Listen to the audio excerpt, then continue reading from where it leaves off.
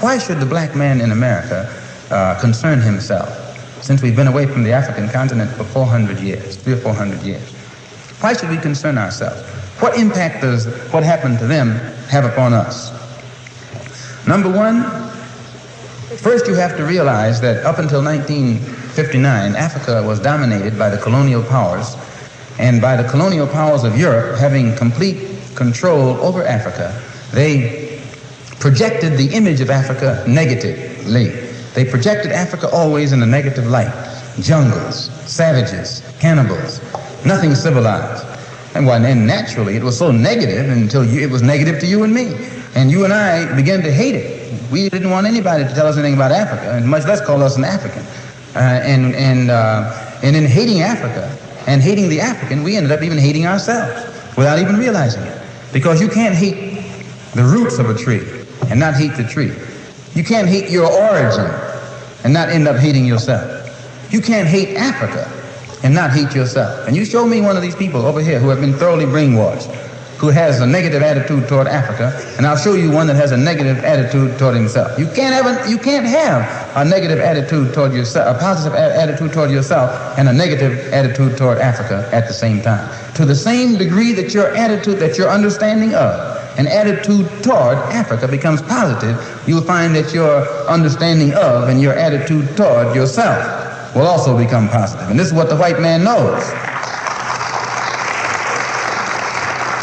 So they very skillfully made you and me hate our African identity, our African characteristics. And you know yourself that we have been a people who hated our African characteristics. We hated our hair.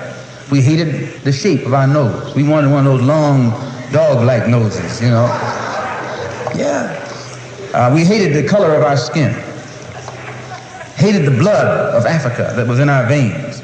And in hating our features and our skin and our blood, why we had to end up hating ourselves. And we hated ourselves. Our color became to us a chain. We felt that it was holding us back. Our color became to us like a prison, which we felt was keeping us confined, not letting us go this way or that way.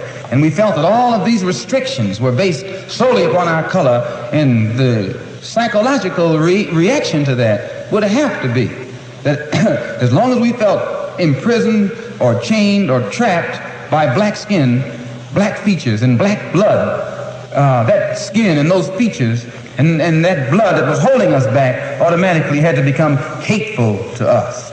And it became hateful to us. It made us feel inferior. It made us feel inadequate. It made us feel helpless. And when we fell victim to this feeling of inadequacy or inferiority or helplessness, we turned to somebody else to show us the way. We didn't have confidence in another black man to show us the way, or black people to show us the way. In those days, we didn't. We didn't think a black man could do anything but play some horn, you know, some sound, and make you happy with some songs. And in that way, but in serious things, where our food, clothing, and shelter was concerned, and our education was concerned, we turned to the man.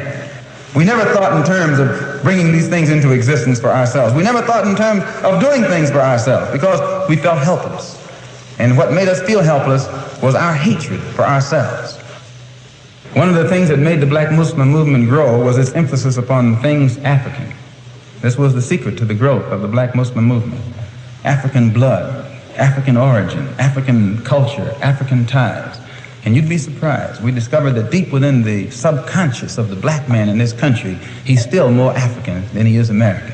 He thinks that he's more American than African because the man is jiving him and the man is brainwashing him every day, telling him, you're an American, you're an American. Man, how could you think you're an American and you haven't ever had any kind of American treat over here? You have never. 10 men can be sitting at a table eating, you know, dining. And I can come and sit down where they're dining. They're dining. I got a plate in front of me, but nothing is on it. Because all of us are sitting at the same table, are all of us diners? I'm not a diner until you let me dine. Then I become a diner. Just being at the table with others who are dining doesn't make me a diner. And this is what you got to get in your head here in this country.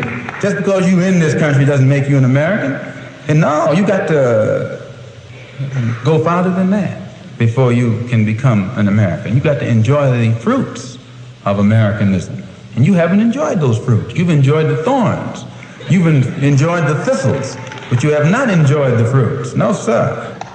So I point these things out, brothers and sisters, so that you and I will know the importance in 1965 of being in complete unity with each other, harmony with each other, and not letting the man maneuver us into fighting one another. I say that again that I'm not a racist. I don't believe in any form of segregation or anything like that. I'm for the brotherhood of everybody, but I don't believe in forcing brotherhood upon people who don't want it. As long as we practice brotherhood among ourselves, and then others who want to practice brotherhood with us, we practice it with them also, we're for that. But I don't think that we should run around trying to love somebody who doesn't love us. Thank you.